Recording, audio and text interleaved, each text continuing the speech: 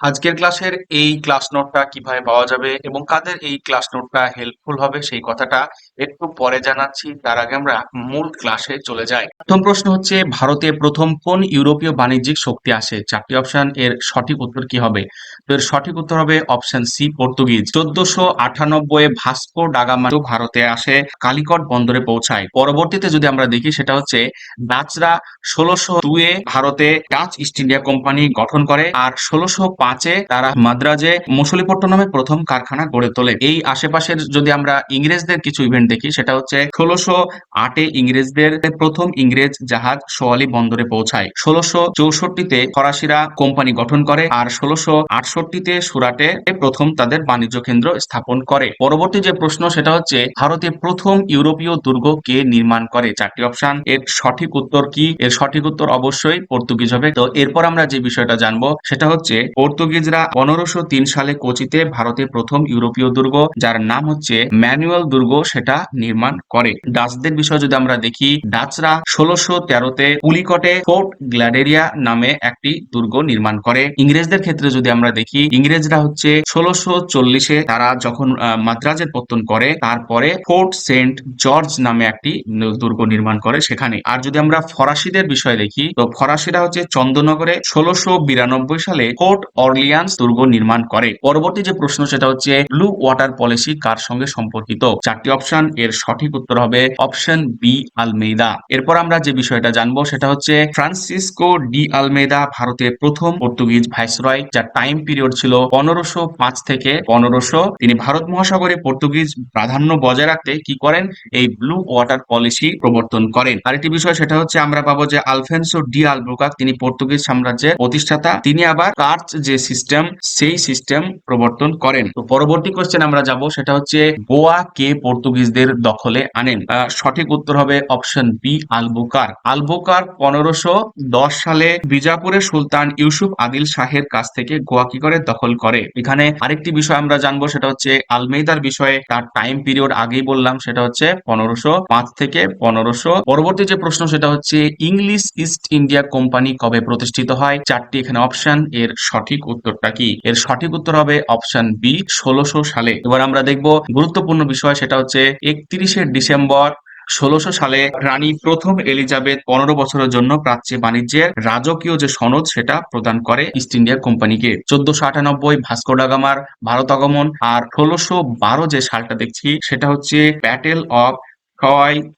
আরেকটি যে পরবর্তী যে সাল দেখছি সেটা হচ্ছে 1612, এই সালে হয় ব্যাটেল অফ সাওয়ালি। ওকে, পরবর্তী যে প্রশ্ন সেই প্রশ্ন হচ্ছে, ভারতে প্রথম ইংরেজ কারখানা কোথায় স্থাপিত হয়? চারটি অপশন, এর সঠিক উত্তর হবে অপশন সি, সেটা হচ্ছে সুরাটে। এরপর আমরা গুরুত্বপূর্ণ বিষয় দেখবো, সেটা হচ্ছে সুরাটে কত সালে? 1613 সালে সম্রাট জাহাঙ্গীরের ফরমানের মাধ্যমে ইংরেজরা স্থায়ী কারখানার অনুমতি পায়, সেটা হচ্ছে সুরাটে। এর আগে ইংরেজদের সাময়িক যে কারখানা সেটা স্থাপন করেছিল কবে? সেটা হচ্ছে 1611-তে, সেটা হচ্ছে মছলিপট্টনমে। এবার মাদ্রাজের বিষয় যদি আমরা দেখি, সেটা হচ্ছে 1639 চুক্তি স্বাক্ষর এবং ফোর্ট সেন্ট জর্জ নির্মাণ। এবার আমরা যদি ক্যালকাটার বিষয়ে দেখি, সেটা হচ্ছে 1690 সালে জবজার্নক দ্বারা ক্যালকাটা স্থাপিত হয়। পরবর্তী যে প্রশ্ন সেটা হচ্ছে, ফরাসি ইস্ট ইন্ডিয়া কোম্পানি কবে প্রতিষ্ঠিত হয়? চারটি অপশন, এর সঠিক উত্তরটা কি? এর সঠিক উত্তর হবে অপশন বি, 1664 সাল। 1600 সালে আমরা আগে আলোচনা করলাম, সেটা হচ্ছে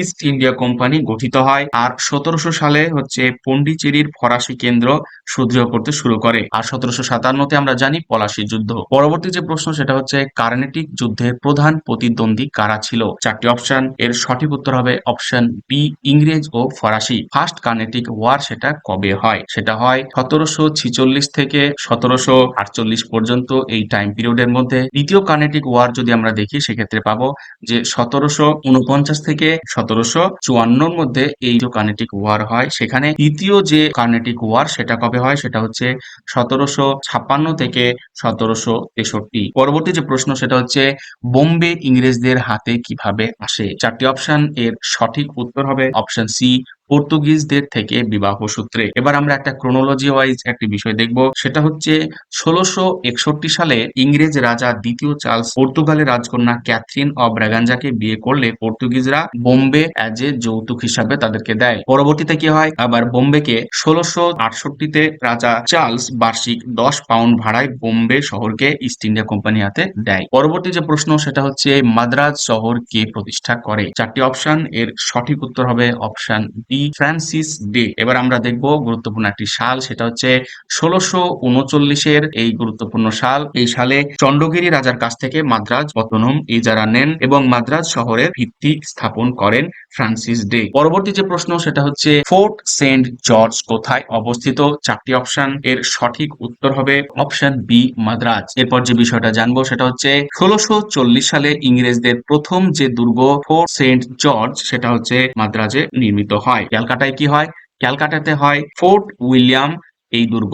সুরাট ইম্পর্টেন্স কি জন্য? সুরাট হচ্ছে প্রথম স্থায়ী বাণিজ্যিক কুঠি ইংরেজদের। বোম্বে হচ্ছে পরবর্তীতে ব্রিটিশ বোম্বে প্রেসিডেন্সির সদর দপ্তর হয়। পরবর্তী যে প্রশ্ন সেটা হচ্ছে ক্যালকাটা শহর প্রতিষ্ঠা করেন কে? চারটি অপশন, এর সঠিক উত্তর হবে অপশন বি, জব জার্নক। এরপর আমরা যে বিষয়টা জানবো সেটা হচ্ছে ২৪শে আগস্ট ১৬৯০ সালে ১৭টি গোবিন্দপুর ও কলকাতা এই তিনটি গ্রাম মিলিয়ে কলকাতা শহরের সূচনা করেন জব জার্নক। পরবর্তীতে ১৬৯৮ সালে কোম্পানি এই তিনটি গ্রামের জমিদারি লাভ করে। পরবর্তী যে প্রশ্ন সেটা হচ্ছে ফোর্ট উইলিয়াম কোথায় অবস্থিত? চারটি অপশন, এর সঠিক উত্তর হবে অপশন সি, ক্যালকাটা। এবার আমরা ক্রোনোলজি ওয়াইজ বিষয়টা দেখব, সেটা হচ্ছে ১৭০০ সালে রাজা তৃতীয় উইলিয়ামের নাম অনুসারে কলকাতায় ফোর্ট উইলিয়াম দুর্গ নামকরণ করা হয়। পরবর্তীতে ১৭৮০-তে ফোর্ট উইলিয়াম কলেজ প্রতিষ্ঠা করেন লর্ড ওয়েলেসলি। পরবর্তী প্রশ্ন হচ্ছে ব্ল্যাক হোল ঘটনার কোথায় ঘটে? চারটি অপশন, সঠিক উত্তর হবে অপশন সি, ক্যালকাটা। এবার যে বিষয়টা আমরা জানবো সেটা হচ্ছে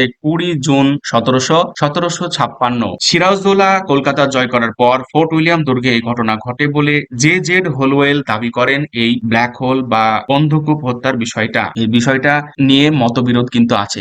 এবার যে বিষয় সেটা হচ্ছে এই ক্লাস নোট পিডিএফটা কিভাবে দেওয়া যায়, তো আমাদেরকে এর জন্য যেতে হবে টেলিগ্রাম চ্যানেলে। এর আরেকটা বিষয় আছে, সেটা হচ্ছে আজকের এই ভিডিওর ক্লাসটা ১০০+ লাইক যদি পৌঁছায় তবে কিন্তু আমরা এই ক্লাস নোটটা প্রোভাইড করব আমাদের অফিসিয়াল যে টেলিগ্রাম চ্যানেল আছে সেখানে। ইন্টারেস্টেড ক্যান্ডিডেট এবং যারা ক্লাসটা করেছে তাদের রিভিশনের জন্যই কিন্তু ক্লাস নোটটা সেটা প্রোভাইড করা হবে। নেক্সট কোয়েশ্চেন হচ্ছে ওয়ারেন হেস্টিংস কে ছিলেন? চারটি অপশন, এর সঠিক উত্তর কি? এর সঠিক উত্তর হলো অপশন এ, প্রথম গভর্নর জেনারেল। এবার আমরা ওয়ারেন হেস্টিংস এর টাইম পিরিয়ড দেখবো, সেটা হচ্ছে ১৭৭৩ থেকে ১৭৮৫-র মধ্যে টাইম পিরিয়ড ছিল। এই আমলে একটি গুরুত্বপূর্ণ আইন পাশ হয়, সেটা হচ্ছে রেগুলেটিং অ্যাক্ট পাশ হয় ১৭৭৩-এ। পরবর্তী প্রশ্ন হচ্ছে পিটস ইন্ডিয়া অ্যাক্ট কবে পাশ হয়? চারটি অপশন, এর সঠিক উত্তর হবে অপশন বি, ১৭৮৪ সালে। এবার আমরা কিছু বিষয় দেখব যে ১৭৭৩-এ কি হয়, সেটা হচ্ছে রেগুলেটিং অ্যাক্ট। আগেই কিন্তু বললাম। ১৭৯৩ ইম্পর্টেন্সটা কি? ১৭৯৩ হচ্ছে ফার্স্ট হচ্ছে চার্টার অ্যাক্ট যেটা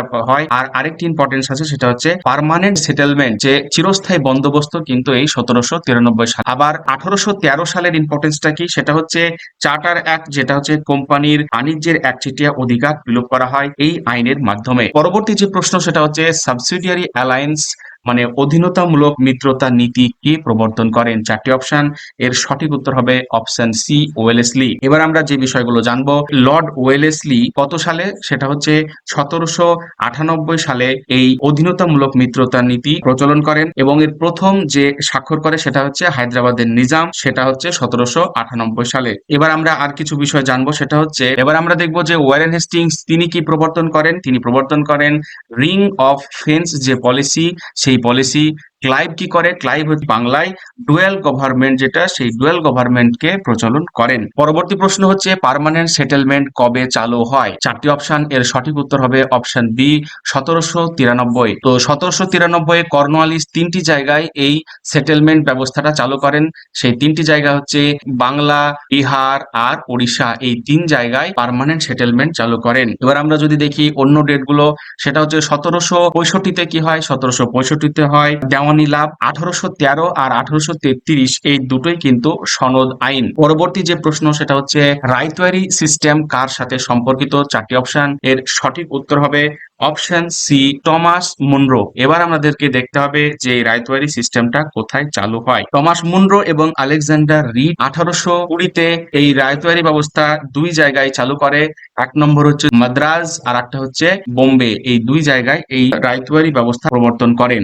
সেখানে কৃষকদের মানে রায়ত যাদের তাদের সাথে সরাসরি রাজস্ব চুক্তি করা হতো এই সিস্টেমে। আর কর্নওয়ালিস আমরা জানি কর্নওয়ালিস হচ্ছে পার্মানেন্ট সেটেলমেন্ট, সেটা হচ্ছে বাংলা, বিহার আর উড়িষ্যা। নেক্সট কোশ্চেন হচ্ছে মহলওয়ারি সিস্টেম কোথায় চালু হয়। চারটি অপশন, এর সঠিক উত্তর হবে অপশন বি পাঞ্জাব। সেটা কে চালু করে, সেটা হচ্ছে হল্ট ম্যাকেনজি 1822-এ মহলওয়ারি ব্যবস্থার প্রবর্তন করেন। উত্তর পশ্চিম সীমান্ত প্রদেশ, মধ্য ভারত ও পাঞ্জাবে এটি চালু হয়। মহল মানে কি, মহল বা গ্রামের সাথে এটা একটা চুক্তি। এখানে সবই কিন্তু কমপ্লিট হয়ে গেল, বেঙ্গলের কমপ্লিট হলো, পাঞ্জাব কমপ্লিট হলো, মাদ্রাজ আর বোম্বে, তিনটি সিস্টেম তো কভার হয়ে গেল। ডক্ট্রিন অফ ল্যাপস তবিলক নীতি যেটা, সেটা কে প্রবর্তন করেন। চারটি অপশন, এর সঠিক উত্তর হবে অপশন বি ডালহৌসি। এবার আমরা যে বিষয়টা জানবো সেটা হচ্ছে 1848 সালে প্রথম ডক্ট্রিন অফ ল্যাপস দ্বারা মানে সত্যবিলোপ নীতি দ্বারা ইংরেজরা ক্যাপচার করে কোন রাজ্য, সেটা হচ্ছে সাতারা। পরবর্তীতে হচ্ছে